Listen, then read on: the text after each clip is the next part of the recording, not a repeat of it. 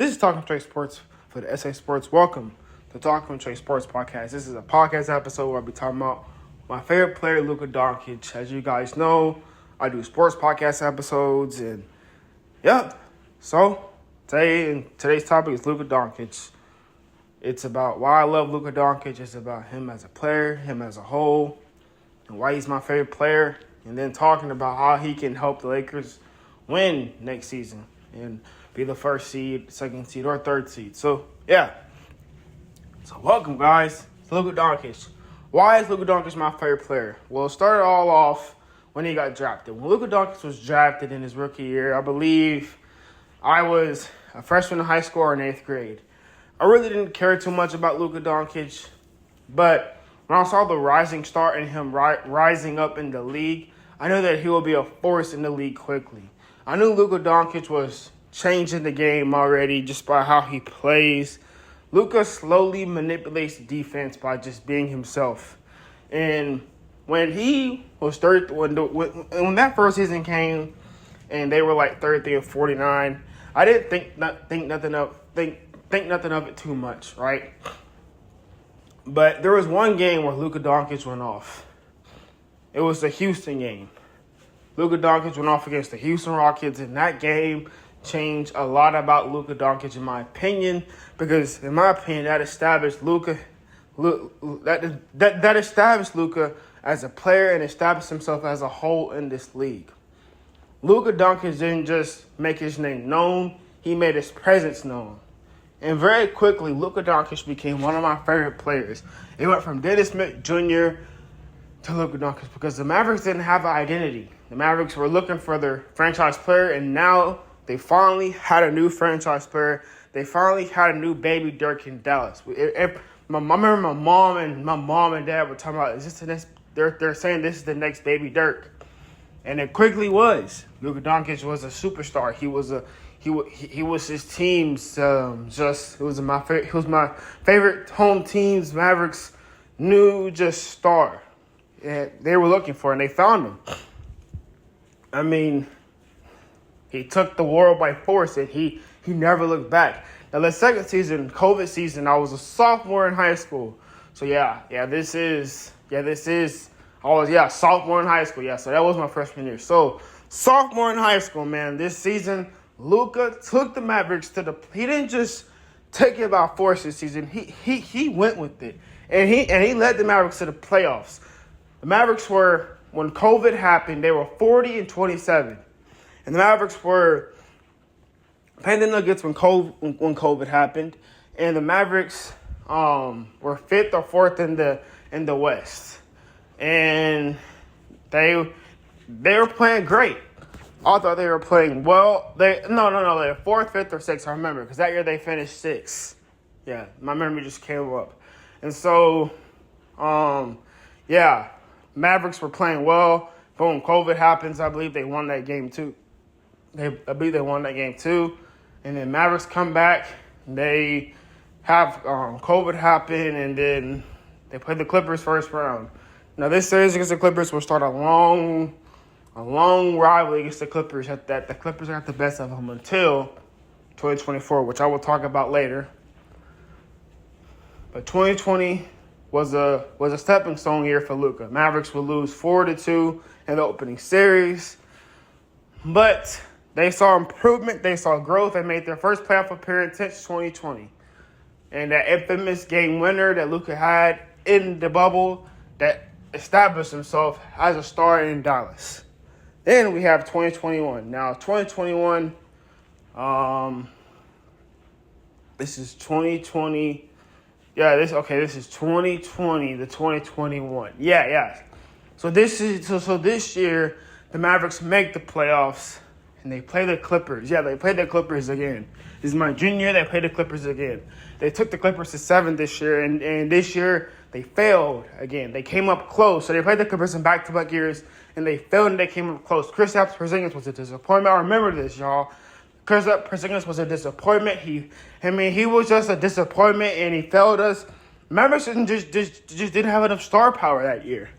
And what I liked about Luka that year is just how he carried the team, how he helped the team. I mean, when I tell y'all my love interest in just stardom, and Luka just went from yeah to I love Luka.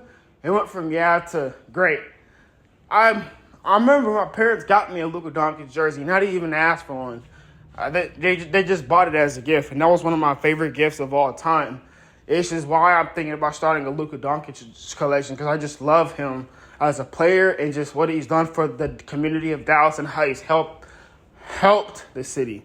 I mean, when we talk about Luka, I don't just love him because of his basketball heroics, but he's just a genuine nice player on off the court. Like, there's one guy, okay, I'm not going to lie.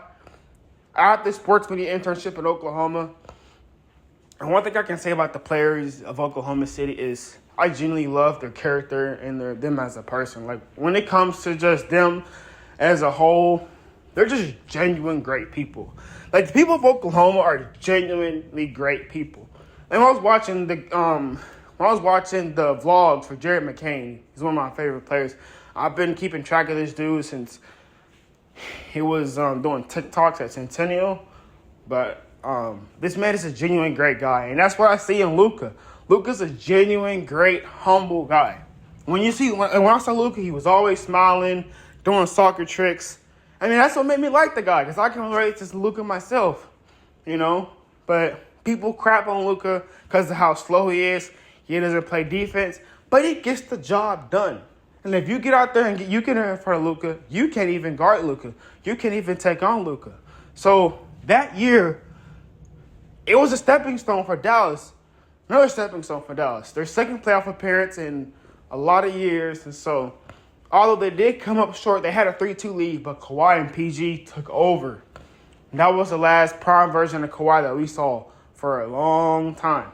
Because the Clippers went to the finals, the conference finals that year, but they blown the lead. So, yeah, and then the next year was the year where I really saw Luka become Luka. This is 2022, my senior year in high school. Luka took us to the conference finals. But when we lost the conference finals, I wasn't even mad, because Luka defeated the one-seeded Suns. We were losing 2-0 in that series. And I had lost all hope until we came to Dallas. We saw a Luka that we've never seen before, and Booker crap talked the mess out of Luka, but Luka said no. And that's what I love about Luka. He talks trash, but he's competitive and he backs it up. That's the competitive nature I love about Luka. Because at the end of the day, it's basketball, and it's like you're out there having fun with your buddies. But Luka can talk trash, and then he can smile and just hug you at the end of the game. That's kind of the way I am. But that's why I love this guy. He's a community guy. He's a good guy around the community, and he just does it. Unfortunately, the Mavericks, they couldn't get the job done. But Luka, he had that big Game 7 in the Suns that year. And then we go to 2023. It's the next year. So it's when we get Kai. Now, when we got Kyrie, unfortunately had a disappointment.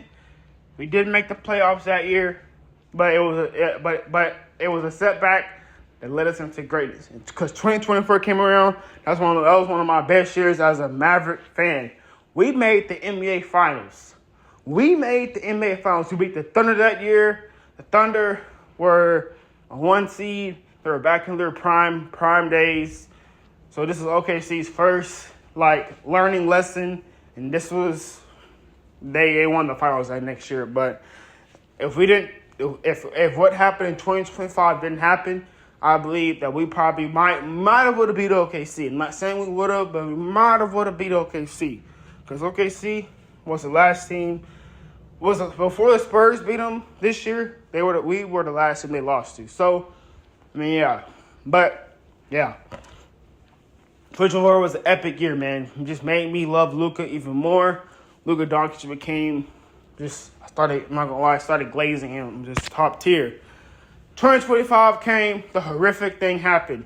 Luka Doncic got traded and now was asleep. I don't understand why you would trade Luka a superstar who just took it to the finals, but he traded them to their rival, the Lakers. Now, this was a horrific thing that happened for the league, for us Maverick fans, because that day was going to haunt us for the rest of our lives. Even when Luka comes back and delivers a dynasty to us, we will never forget that day. That was a dynasty day. That wasn't a dynasty day. Nico Harrison ended the dynasty that we could have had in Dallas. And Luka obviously goes to the Lakers. In that series against Timberwolves showed that Luka had no help. He was doing it all himself, and we saw it Game 4. J.J. Redick in that Game 4 series against the Timberwolves didn't sub out anybody. And I watched that game over and over again, and haunts us. And then you got all the Luka critics talking about how fat Luka was. Hey, fat Luka did all these things for Dallas. Fat Luka was balling, and fat Luka made a difference. So what's up with fat Luka? I still love Luka. Luka's going to get the job done. So we got fat Luka, and then this next season, fat Luka's no more, and fat Luka turns into skinny, fast Luka, and Luka just delivered. He had one of the best years of his career. His longtime fiance girlfriend divorced him in March, and we saw one of the best versions of Luka we have ever seen to mankind. Luka was on a generational run. He had 40, I believe he had 40 and something, 40 one night, and then it was a week where Luka just went straight crazy. Like he had 40, and then the next night he had 60. Luka was on a generational run. I mean, an epic run. This season was one of the best seasons that I have saw from Luka ever. And Luka just delivered. And then comes the Thunder game and he gets hurt. And season ends. I believe if Luka would have played that series, it would have changed the series. People think that they would have got swept still. I think the series went to 7. I think Luka probably would have delivered. Because you got to understand, Luka beat the Thunder and he was half hurt. So if he was half hurt, what makes you think, well, he beat the Thunder with a better team than the Lakers did? I'm not going to lie. Lakers didn't stand a chance. You have 42-year-old LeBron and just a bunch of, so if you had that 2024 team against the Thunder, that's going to 7. Because Jada was constantly in and out hurt this series, and but that is my reasoning of why I love Luka Doncic. I will make more videos about Luka Doncic on this channel if you want me to. Let me know in the comment section below. But that is my timeline, / whatever you want to call it, of Luka Doncic. So, y'all have a great day, man. Remember, Jesus Christ loves our bro. And peace. Slay Sports.